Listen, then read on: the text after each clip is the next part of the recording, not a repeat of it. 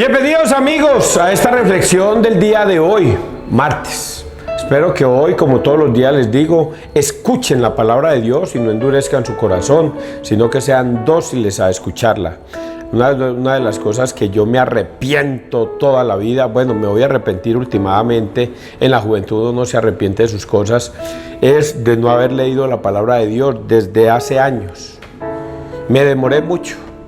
Ahora en mi adultez es que me vengo a dar cuenta del tiempo perdido que tuve al no haberme dedicado a leer la palabra de Dios. Pero como yo era un joven, por cierto, un joven de sano, disciplinado, de rebelde, pero con buenas costumbres. Pero le tenía miedo a leer la Biblia, porque decían que la Biblia lo volvía a uno loco. Y yo buscaba a Dios en todas partes, menos donde estaba, aquí en la palabra de Dios.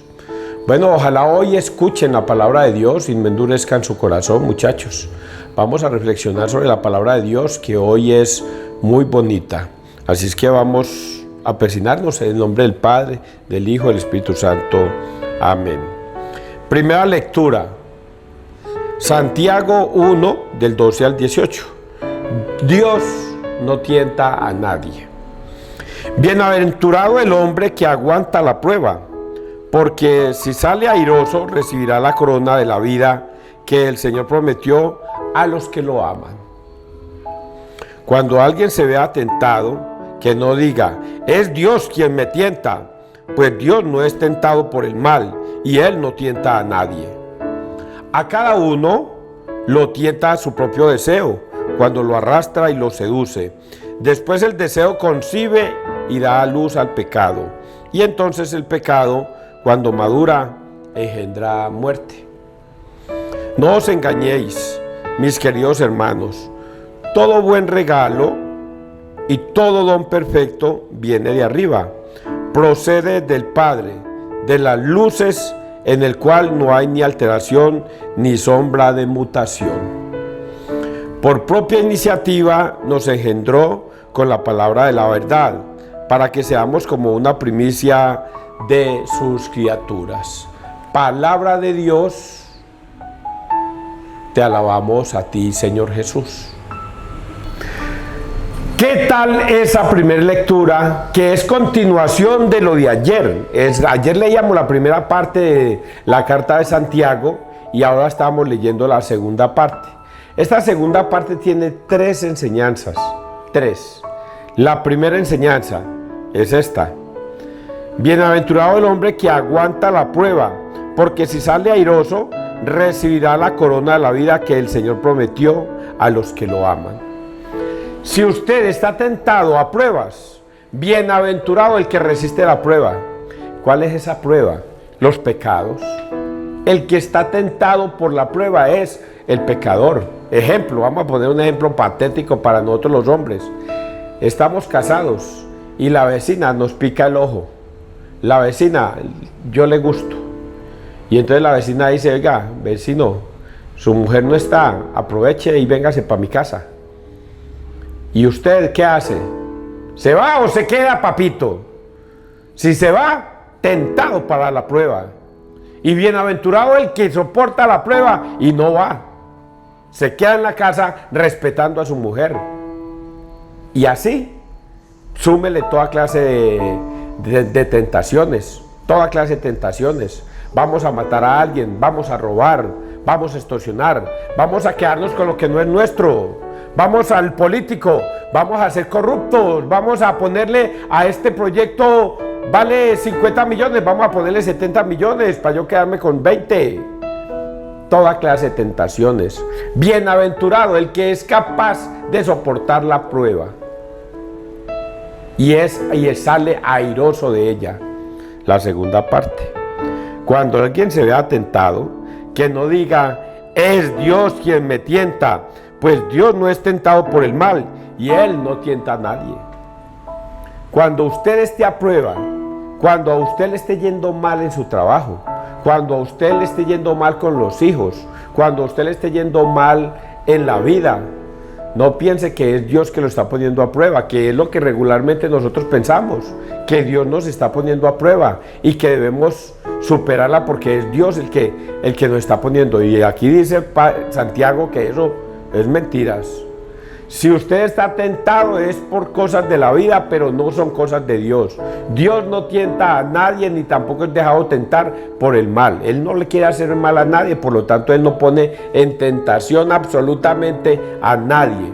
Así es que si usted está pasando por una situación difícil, por una situación económica, por su salud, por X o Y motivo, problemas psicológicos, mentales, etcétera, no piense que es Dios el que lo puso a prueba.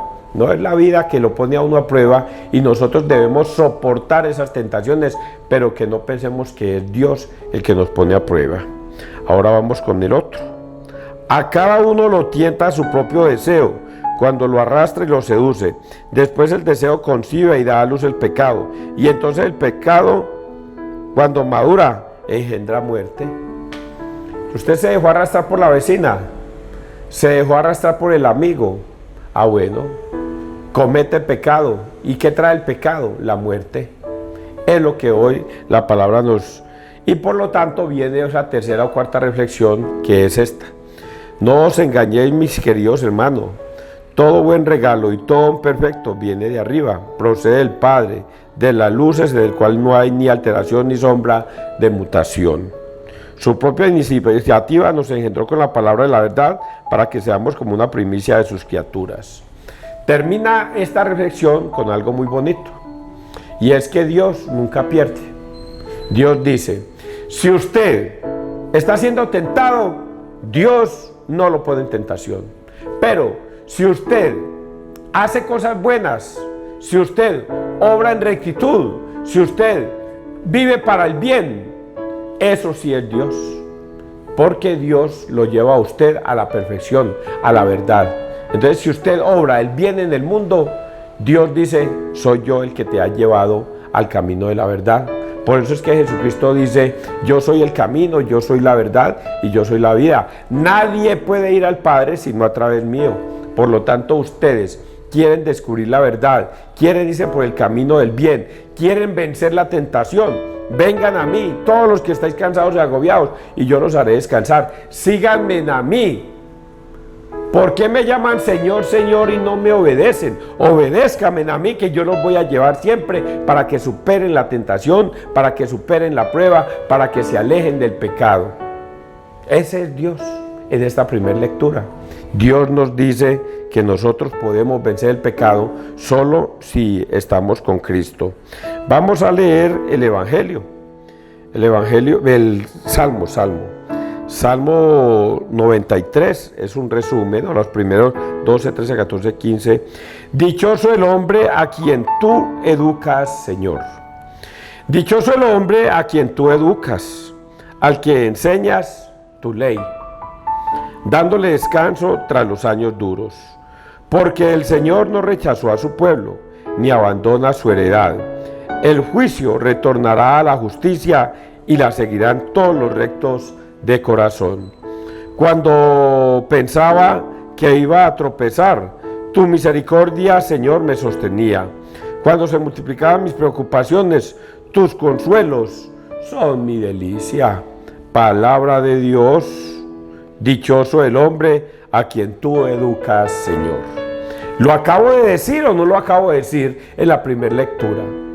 Dios no tenta a nadie, pero si usted obra por el camino correcto, es gracias a Dios. Si usted vence la tentación, es gracias a Dios. Dichoso el hombre que se deja guiar por el Señor, que se deja instruir en su palabra. Yo soy el camino, la verdad y la vida. Nadie puede ir al Padre sino a través mío. Vengan a mí y yo los educaré, yo les enseñaré. Por eso les dije al principio, lo que más me adolece a mí es no haber aprendido a leer la lectura desde la juventud. Me dio miedo. Y eso es lo que nosotros debemos hacer con nuestros niños, con nuestros jóvenes. Dejarlos e instruirlos en la lectura de la Biblia. Llevarlos a eso, a que escuchen las reflexiones mías, a que escuchen toda clase de reflexiones. Yo, por ejemplo, de un tiempo para acá, veo todos los videos del padre Luis Toro. Ojalá ustedes en YouTube escriban Padre Luis Toro y van a encontrar un compendio impresionante de la Biblia allí y en una forma tan fácil de entender, que hoy yo me atrevo a leer, decir apologéticamente y escudriñar las Escrituras gracias al Padre Luis Toro, que me ha educado y me ha enseñado cómo hacerlo, y ahora yo lo hago por mi propia cuenta. Eso sí, guiándome por el Padre Luis Toro y guiándome por lo que está en la Escritura. Por eso los hermanos separados, qué pesar, los han guiado demonios, que los han llevado por el camino equivocado y ahora creen estar en la verdad, cuando lo que los acompaña es una terrible mentira. Y empieza por el pastor, que qué pesar, es un monstruo insensato, no sabe el camino que le espera.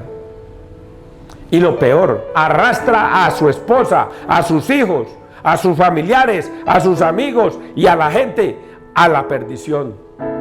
Y no se dan cuenta de lo que están haciendo. Algunos actúan con buena fe, porque no podría negar lo contrario, que actúan con buena fe, pero esa buena fe no salva. Esa buena fe no salva. Y voy a volverlo a decir así: aleluya, glorificar y a Dios, eso no sirve para nada, a menos que estén en la iglesia de Cristo. Porque si usted está en otra iglesia aleluyando, glorificando y alabando a Dios, eso no sirve para nada. Jesús les manda a decir en Mateo 7, 21, 23, léanlo: ¿por qué me llaman Señor, Señor y no hacen lo que yo les mando? No todo el que me dice Señor, Señor entrará al reino de los cielos, sino el que haga la voluntad de mi Padre, el que me obedezca. Y algunos de ustedes dirán: Señor, nosotros profetizamos, alabamos y glorificamos tu nombre. Y otros me dirán: Señor, nosotros arrojábamos demonios en tu nombre. Y otros me dirán: Señor, nosotros hacíamos milagros, curábamos en tu nombre. ¿Y cuál es la respuesta del Señor? No los conozco, alejaos de mí, hacedores de la maldad. Y eso es lo que hacen los pastores. Eso, allá es que donde están arrastrando a sus hijos, a su esposa, a sus familiares, a los vecinos, a todos los congregados en esas iglesias que son demoníacas. Y así está escrita en la Biblia: doctrina de demonios, dice Pablo. ¿Y todo por qué? Porque usted puede aleluyar, glorificar y alabar a Dios, pero si no le obedece, de nada sirve. De nada sirve. ¿Y cómo es posible eso, César? Fácil. ¿Usted cómo reconoce a una persona que no está con Dios? Venga, mijo, usted se confiesa con un sacerdote. No, él es un hombre común y corriente. Él no es un pecador. No tengo por qué ir a contarle mis pecados a un hombre. Pero es que Jesús lo ordenó. No importa, pero a mí me parece que ese es un pecador, y quizás peor, porque hasta pedófilos son. No es de Dios. Aleluya, alaba y glorifica, pero no obedece a Dios. Mijo, ¿usted recibe la Eucaristía? No. Mi pastor me dijo que nosotros podemos celebrar la cena, la Santa Cena, aquí comprando pan y vino, y celebramos la Santa Cena, y eso es lo mismo, porque eso es un simbolismo. Pero Jesucristo dijo que Él era el pan y el vino, que el pan era el cuerpo de Él, y que el vino era su sangre. Ah, no, pero mi pastor dice que eso no es de Dios, no le obedece a Dios. Entonces, ¿de qué le va a servir aleluya, glorificar y todo eso si no le obedece a Dios? De nada sirve. Al final se van a dar cuenta que el Señor les va a decir: alejaos de mí, hacedores de la maldad, porque glorificaban y aleluyaban muy lindo, pero no obedecían. Y si no obedecen, no son de Dios. Sigamos leyendo, muchachos. Vamos a leer el Evangelio de hoy. Marcos 8, 14, 21. Evitad la levadura de los fariseos y de Herodes. En aquel tiempo a los discípulos se les olvidó tomar pan, y no tenían más que un pan en la barca. Y Jesús les ordenaba diciendo: estad atentos, evitad la levadura de los fariseos y de Herodes. Y discutían entre ellos sobre el hecho de que no tenían panes. Dándose cuenta, les dijo Jesús: ¿por qué andáis discutiendo que no tenéis pan? ¿Aún no entendéis ni comprendéis? tenéis el corazón embotado, tenéis ojos y no veis, tenéis oídos y no oís. ¿No recordáis cuántos cestos de sobras recogisteis cuando repartís 5 panes entre 5,000? Ellos contestaron: 12. ¿Y cuántas canastas de sobras recogisteis cuando repartís 7 entre 4,000? Le respondieron: 7. Él les dijo: ¿y no acabáis de comprender? Palabra del Señor. Gloria a ti, Señor Jesús. Qué evangelio tan fácil y difícil de entender. Queda uno como que, y no acabáis de entender. Pues, Señor, le quiero decir una cosa. Yo escuché y yo vi lo que me dijiste, pero no entiendo ni jota. Y esos muchachos, yo pienso que quedaron igual. Se fueron a la barca, se montaron, y el Señor aprovecha en la barca para enseñar a sus discípulos. ¿Quiénes iban en la barca? Sus 12 discípulos. Y entonces Él les dice unas frases impresionantes y ellos no la logran entender. Es que le quiero contar que hay que tener mucha inteligencia espiritual para entender a Cristo, mucha inteligencia o sabiduría de Dios para entender a Cristo, porque el resto, con la sabiduría humana, nos perdemos todos. Y voy a decirlo de 2 formas. La primera, esto nos dice Jesús a sus discípulos, que somos nosotros. En aquel tiempo a los 12 discípulos se les olvidó tomar pan y no tenían más que un pan en la barca. Y Jesús les ordenaba diciendo: estad atentos, evitad la levadura de los fariseos y de Herodes. Estad atentos, evitad la levadura de los fariseos y de Herodes. Y discutían entre ellos sobre el hecho de que no tenían pan. Ellos hablaban del pan, iban solamente con un pan en la barca y estaban preocupados porque no tenían sino un solo pan. Y el Señor les dice: muchachos, voy a darles una leccioncita. Cuídense de la levadura de los fariseos y de Herodes. Y ellos, ¿por qué hablará de levadura? Porque no tenemos sino un solo pan. No entendían espiritualmente de qué se refería a Dios. ¿A qué se refería a Dios? ¿Esto cuándo sucedió? Sucedió después de la multiplicación de los panes y los peces. Pues ahí se alcanza a notar que Él, después de haber multiplicado los panes y los peces entre toda la gente, despachó a la gente y se fueron en una barca. Y ahí sigue esto. Y ellos se llevaron un solo pancito. Entonces Jesús comienza a explicarles: cuídense de la levadura de los fariseos y de Herodes. ¿Quiénes son los fariseos? Los sumos sacerdotes. ¿Y quién es Herodes? El que tenía poder allá en esa comarca, en Jerusalén.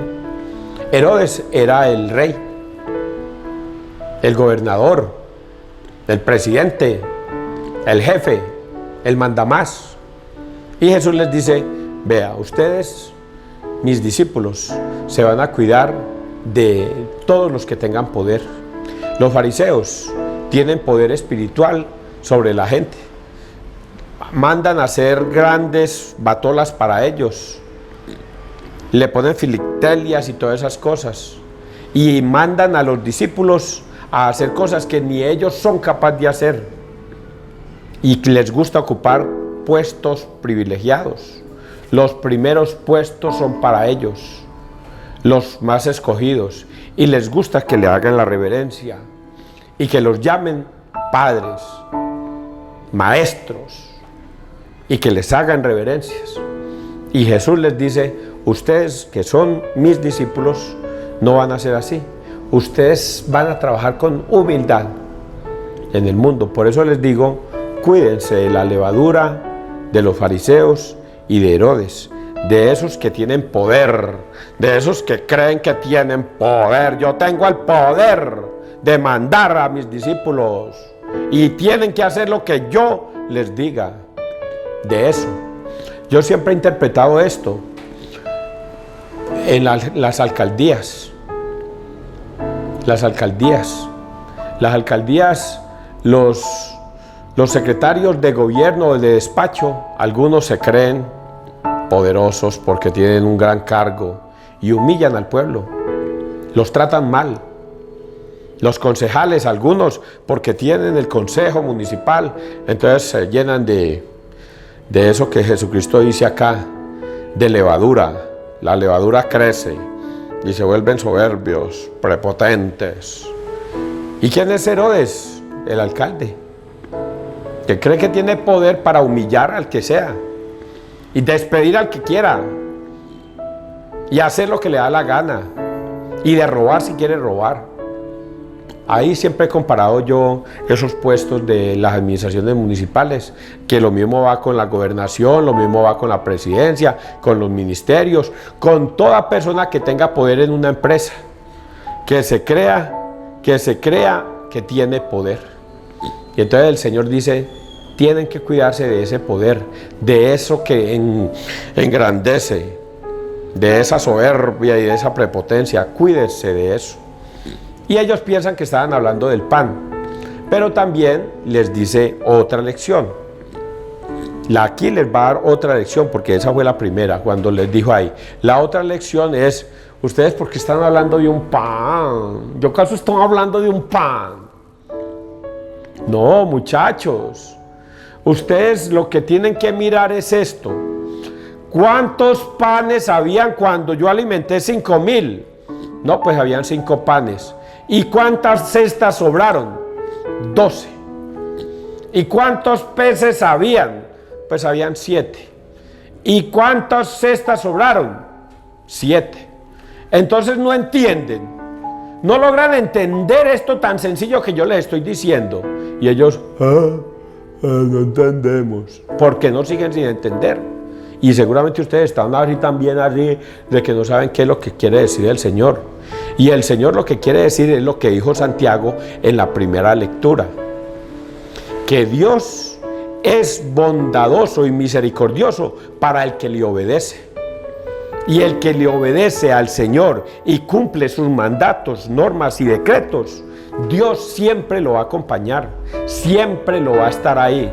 Cuando usted tenga una tentación, sea puesto a prueba, espero que supere la prueba cumpliendo y obedeciendo los mandatos del Señor, y pase esa prueba y saldrá victorioso, y Dios lo ayudará, y Dios siempre estará con usted.